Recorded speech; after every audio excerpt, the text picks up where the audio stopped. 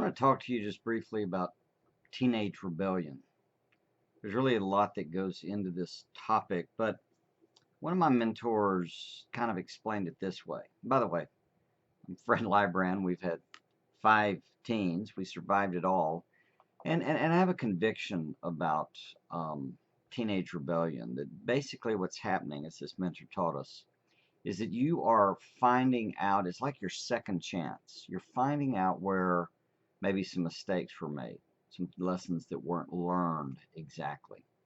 And so what happens is when a child is, if a child learns to have, let's say, pity parties or fits or conniptions, I think as mom used to call them. When they're little, they can be cute, sort of.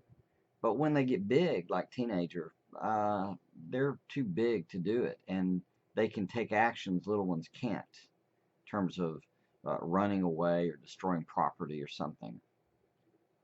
I'm trying to share with you that it's a chance for you to begin again and to tweak what's going on.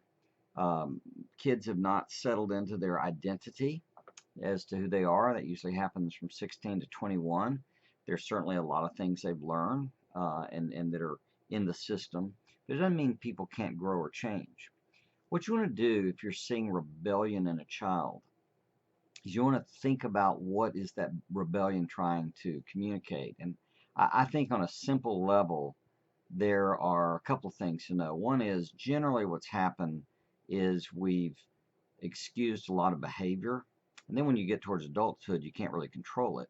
So there's part of the rub that we get into an idea of kids doing childlike things instead of on the things that matter to us. The issue is do it, and they go do it. That's the whole story. And when we get into negotiation, debate, and discussion, all the rest of it, it convolutes the conversation. But here's the real thing I want you to think about, and that is, why are they rebelling? What I was taught, and I've seen this bear out in the course of my counseling work and coaching work, and what I've found is pretty simply this. Kids who are in their teens are rebelling to either get out or to get in. So think about that for a second. If they're trying to get out, they probably feel oppressed. The rules, the control, the enmeshment, that kind of stuff is putting in a box who they really are.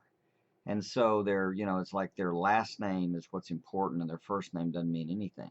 That's a problem. That's one extreme. So they're rebelling to break out of this system. And that's the more common way we think about it.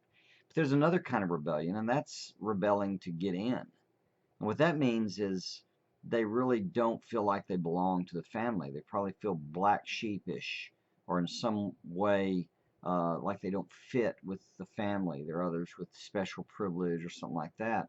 And so the rebellion stuff is kind of that attention gathering thing that's trying to get them in.